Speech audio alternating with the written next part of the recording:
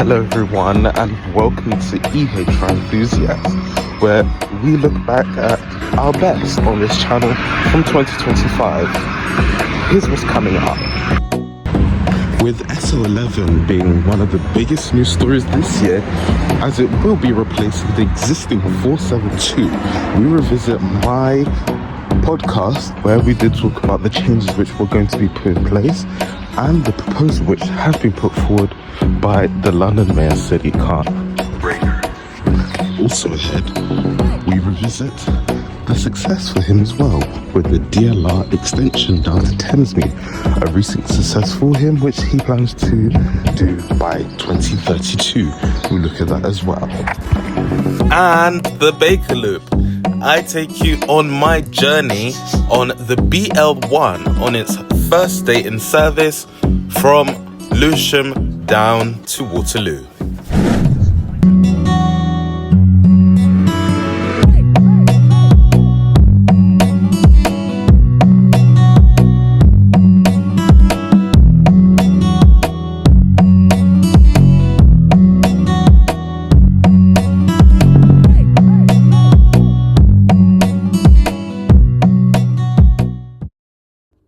And a very, very warm welcome to the program, everyone.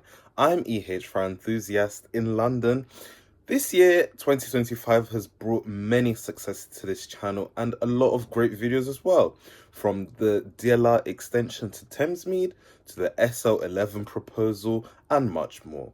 So during this festive period on this program, we'll look back to the very best, starting off with my interview on my program EH for Enthusiasts, where we talked about the SO11 coming into place as the existing 472 will be withdrawn from January, and we also look to the DLR extension, a proposal which had finally gotten the green light from the London Mayor Sadiq Khan. So enjoy.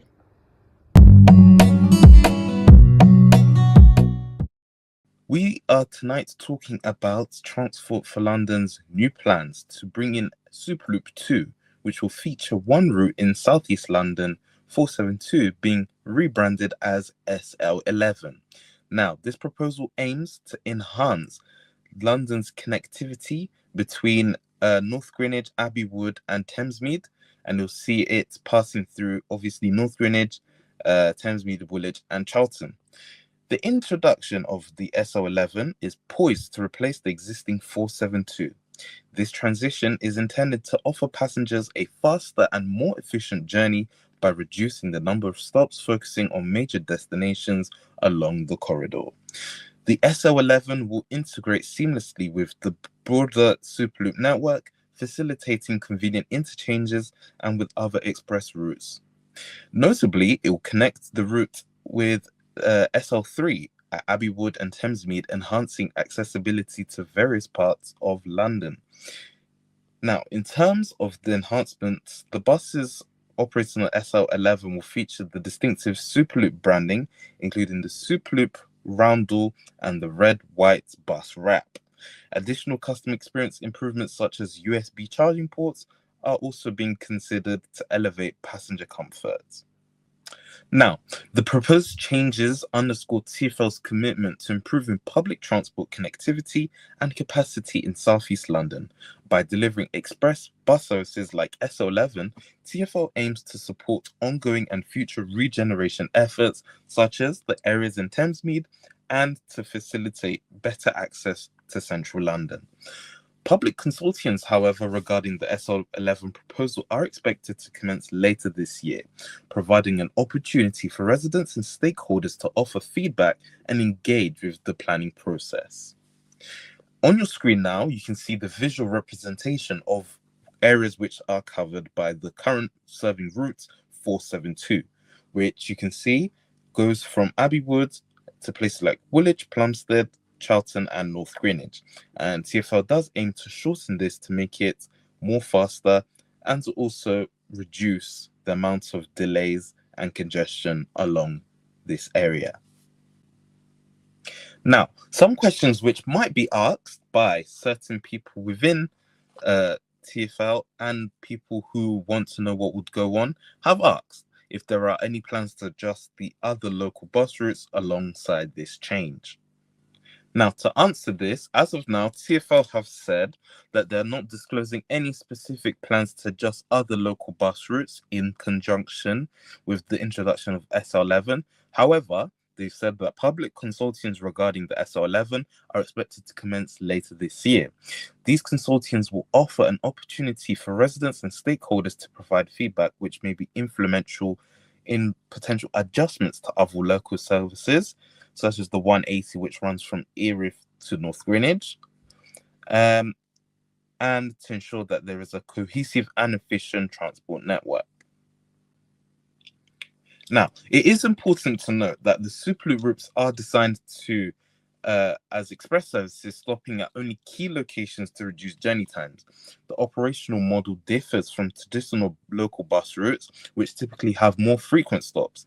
Therefore, the introduction of SL11 may meet necessities and be reviewed of existing local services to maintain comprehensive coverage and meet diverse travel needs of the community. Although, if you want to do few further upcoming consultations, you can check on TfL's official consulting platforms. Another question which was asked was, how will SL11 impact travel times compared to the route 472? They do say that it's aimed at only reaching the key areas such as Abbey Wood, North Greenwich, Charlton, and Woolwich. It is to offer more direct and faster journeys compared to the 472, but as of now, there's no disclosed travel times which have been released by TfL on how long it would take between all of those stops in total. Another question which was asked are if there are any plans to extend the SR11 beyond North Greenwich in the future. They have said that for now, there is a very slim chance of it being extended past North Greenwich. They will look again in spring 2025 whilst they are doing these public consultations and see if there would be any modifications required. Now, for those of you who are unaware, the 472 is a high-frequency route that was extended from North Greenwich to Abbey Wood in recent years to link up with the new opening of the Elizabeth line in 2022. It used to be running towards Thamesmead, but it was shortly reduced to Abbey Wood.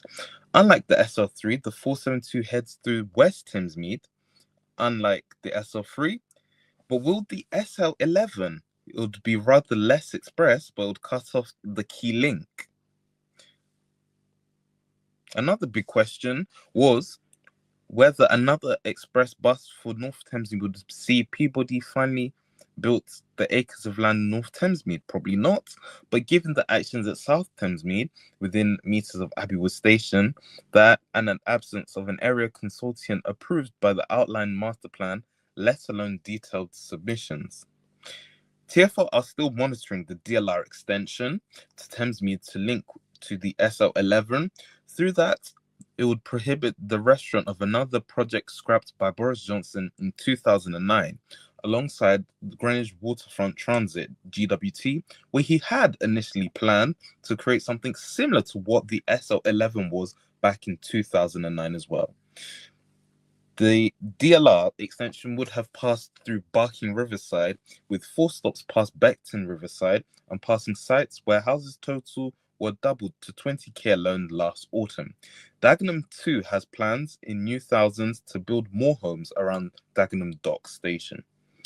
DLR extension plans to Dagenham Dock were scrapped by Boris Johnson in his term as mayor. A London Overground extension is now in place, but as 4 trains per hour, the limited length that do not head directly to central London, that does not appear sufficient for a new doubled at 20k plus homes. Given Peabody's recent history all across Thamesmead, Superloop 11 will probably be the most welcomed by those in Woolwich and Charlton who gain an express bus service to North Greenwich, where homes are actually on the rise. The new route will also save some blushes, as with a 2026 deadline to start, millions would have spent for a bus to North Thamesmead when Peabody had no intention of building any homes there for many years. At least now, it heads west, further areas of construction. One wonders just how the infrastructure needs to be built before Peabody do any speed up on the acres of land around Thamesmead. 11 years after taking control and almost a decade after being awarded grants and loans as part of a housing zone, the Elizabeth line's arrival. No, a Superloop route in SL3 linking areas in to the Elizabeth line? No. Now, another Superloop is on its way, £23 million further funds. But would a DLR even spur them on? That's the main question. Better to resurgent the Dagenham Dock DLR extension instead of Thamesmead to serve thousands more homes in Beckton, Barking, and Dagenham. But as SL11 is procuring for higher capacity and higher frequency trams across Thamesmead beyond, as once proposed by TfL themselves. Now we can see that there's been a massive growth in certain areas of homes, such as Erith. There's been 6,000 homes which have been built. In Belvedere, 8,000, with 2,000 now being approved. Charlton, 8,000 homes planned, approved for the next coming years.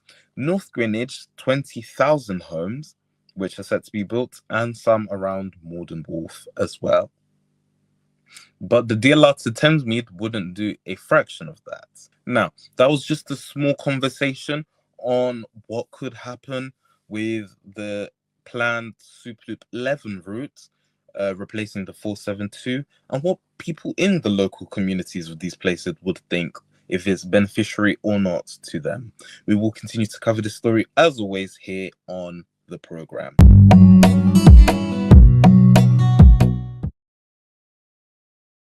We start off with the news which has been announced from the Mayor of London, Sadiq Khan, on the DLR's extension to Thamesmead. Now, this comes after a long wait, years of exhaustive planning and political manoeuvring. He's finally come to the conclusion that the DLR's long-awaited extension to Thamesmead is no longer a concept, but a defined project moving into its final delivery phase. The Mayor's confirmation acts as the final strategic green light, setting the stage for one of the most ambitious engineering of reports, an effort into the capital's modern history, a project that seeks to bridge not just over a ridge, but deep-seated history which divides London's connectivity. He did speak a few days ago, so let's listen into what he had to say. I'm delighted to share with the Assembly in London the news that the government will be supporting the delivery of the Docklands Light Railway extension to Thamesmead in the upcoming budget. This is a massive win for our city, one that I, along with London's businesses, communities and others, have lobbied incredibly hard for. The DLR line extension, which will include a new station at Beckton, is critical, not just to stimulating job creation and growth in our capital, but across the country. It will make travel in London faster and easier, act as a catalyst for regeneration in a historically underserved part of our capital, and crucially help to unlock the delivery of tens of thousands of new homes. The DLR line extension isn't just a major infrastructure project, it's an investment in our future and a statement of our ambition. There you had the Mayor of London speaking there. Now, this is undertaking of an immense scale, carrying an estimated price tag of £1.7 billion. This figure, while substantial, reflects the complexity of pushing a new high-capacity railway line into an area of difficulty and typography and requiring a major crossroad of the tidal River Thames. Crucially, the final cost has escalated from earlier, a more conservative estimate, underscoring the political will to fund the necessary intricate engineering works.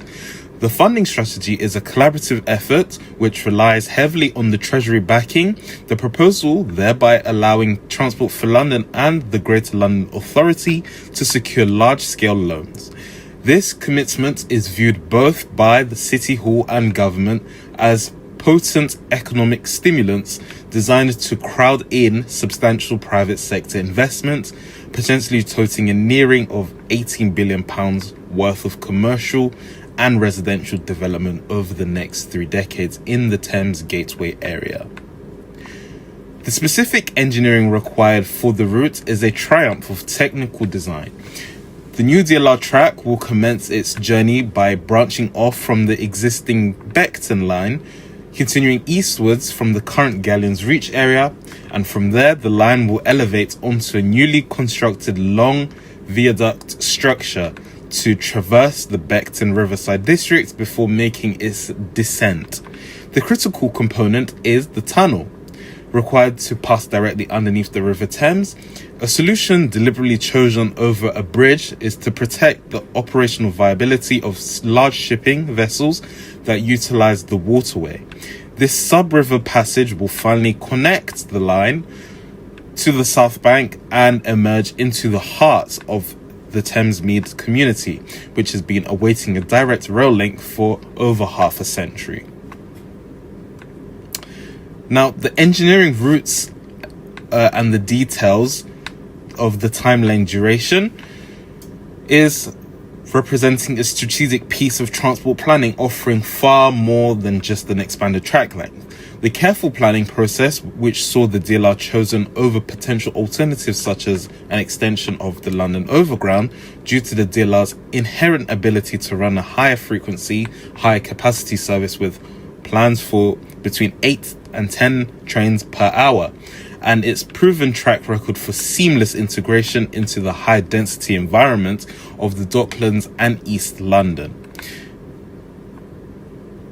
The project's 2 new stations are integral to the larger urban redevelopment plan. The first station, situated on the North Bank at Beckton Riverside, will be a modern ground level facility designed to become the focal point of a major new town centre, offering essential connections to local bus networks and pedestrian walkways. The terminus station at Thamesmead will feature a elevated platform structure sitting atop a second viaduct. It is strategically placed on a footprint of the existing Cannon Retail Park, ensuring maximum visibility and direct access to Central Way, Thamesmead's main bus corridor. This terminus is not merely an endpoint, but it is being constructed with the necessary physical provisions to allowing for potential future extensions towards Belvedere, demonstrating a commitment to long-term growth and regional planning beyond the initial scope. Now, following years of detailed processes and proposals, consultations, feasibility studies, the project now shifts from planning to physical execution. With all major financial and political hurdles cleared, Transport for London is actively engaged in the process of securing specialist suppliers for the extensive civil engineering and tunnel work. Consequently, site preparation and full construction are officially scheduled to commence in 2027, a significant milestone in itself given the complexity of the Cross River works. Mayor Khan has set a confident yet challenging opening target of 2032. It's ensuring that this crucial infrastructure is operational and delivering benefits to the local populace early in the next decade. Now, coming up after a short break, we're going to assess the historical isolation, unlocking regeneration in Thamesmead, and how this is also going to benefit the people who live on the east side of the river. That's what we'll have after this short break.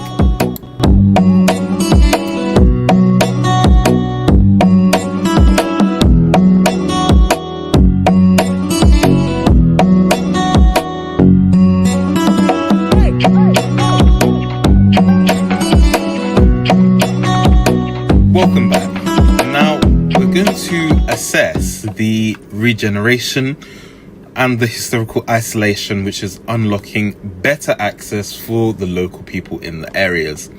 The sheer impact of investment on the residents of Thamesmead cannot be overstated, since the area's conception as a pioneering social housing estate by the Greater London Council in the 1960s, it has been geographically and economically isolated. By the lack of direct rail infrastructure, the mighty River Thames, instead of being an asset, has acted as a permanent, expensive physical barrier.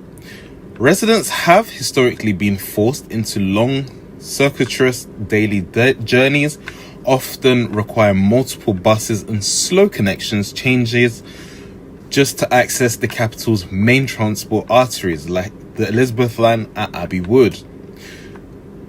Details with specific benefits removing this fundamental barrier by providing a rapid high-frequency rail link. The project will immediately and fundamentally reduce travel times. Commuters can also see their journeys from Thamesmead to Canary Wharf, the thriving centre of London's financial service industry, sliced to a swift 20 to 25 minutes. The commute to the massive commercial and retail industries at Stratford will be nearly half to under half an hour, and the travel into the heart of the City of London is now estimated to be a manageable 35 minutes. This accessibility boost is projected to improve the lives of around 500,000 Londoners with quicker commutes, while simultaneously encouraging a major modal shift away from car usage, directly contributing to air quality improvements and net zero targets in East London as well. Now, the regeneration is a catalyst project on monumental scales. The DLR is recognised as the absolute cornerstone of an £8 billion city-defining regeneration strategy. This, spearheaded by a major developers Peabody and Lend-Lease, the guaranteed connectivity is essential to unlock the development potential that will see between 25,000 and 30,000 new homes constructed across Thamesmead's waterfront and Beckton Riverside. The development sites, our contribution is a vital thing as London's addressing persistent and severe housing crisis, turning thousands of acres of brownfield land into new thriving communities. Indeed, the government itself recently identified Thamesmead as a site with potential to become a London new town, explicitly stating that the DLR's link was non-negotiable prerequisite for this level of transformative high-density development. Funding for this project was overwhelming, feeling as one of celebration as well. Financial commitments underpinning the £1.7 billion extension inevitably forced a critical examination of London's widened transport portfolio and the political chaos being made. The decision to focus on majority of the strategic capital expenditure on the DLR project has created significant knock-on effects for other transport schemes, and is widely reported that the key ambitions, most notably the long-promised Bakerloo line extension into South East London and the proposed West London orbital rail link, now face further uncertainty and lengthy delays. This strategic prioritization while securing the Thamesmead line highlights the complex and often painful trade-offs required when balancing the city's vast transport needs against limited available public funding. Nevertheless, after a generation of discussion and debate, the DLR extension to Thamesmead is now a defined, confirmed reality, and the next 7 years will see intense construction and tunnelling to deliver a package of public transport improvements that include the core rail line alongside a proposed dedicated high-frequency bus transit scheme from Woolwich to Abbey Wood via Thamesmead. The DLR does still remain the transformative core and the decisive piece of infrastructure that will finally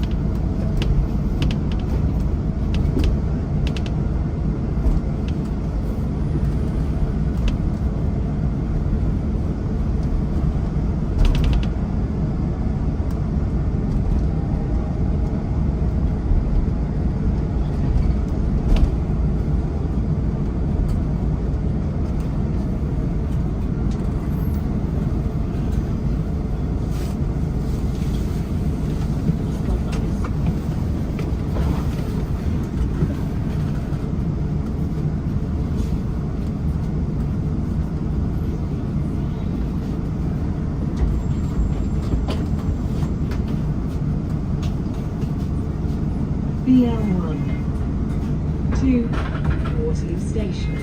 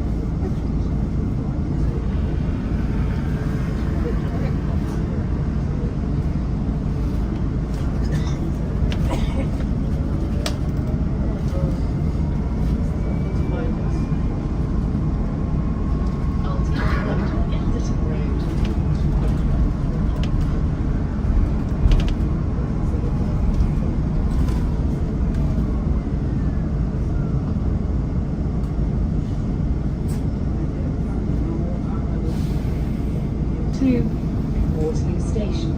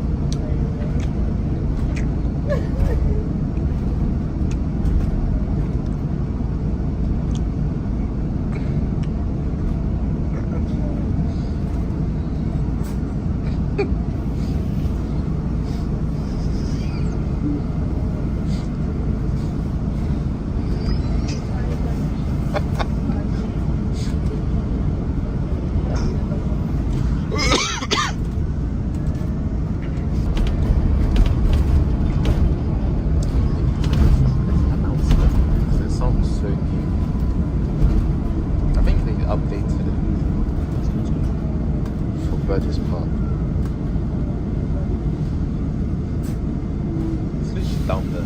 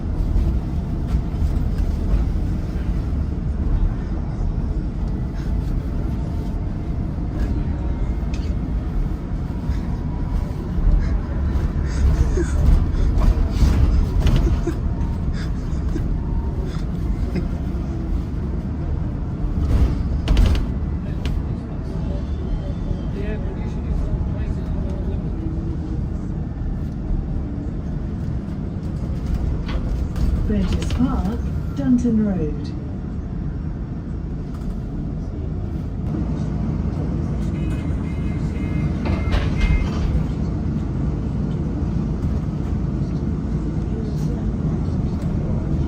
BL1 to Waterloo Station.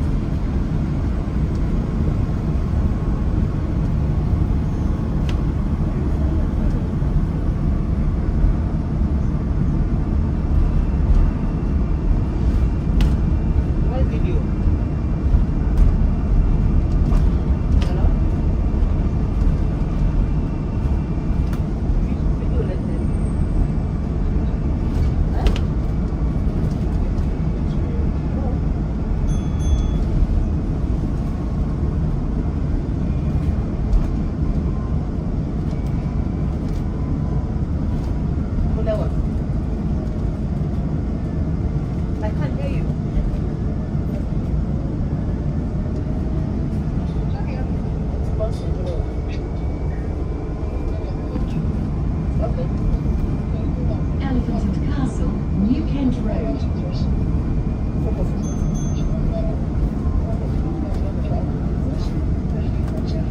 Hopefully you need antibiotics.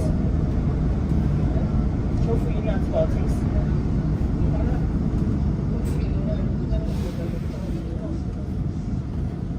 Hopefully you need antibiotics.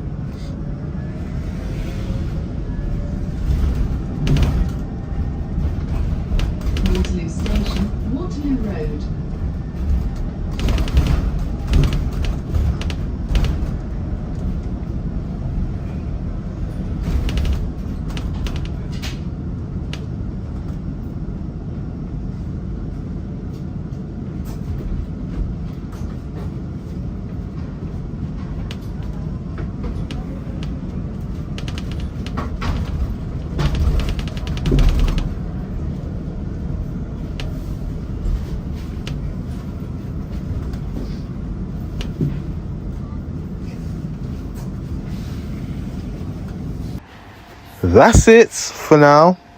If you ever miss our show, you can always catch us online on our podcast, and you can see us all across social media and on all of our other platforms as well. Thanks for watching, and goodbye from London Waterloo.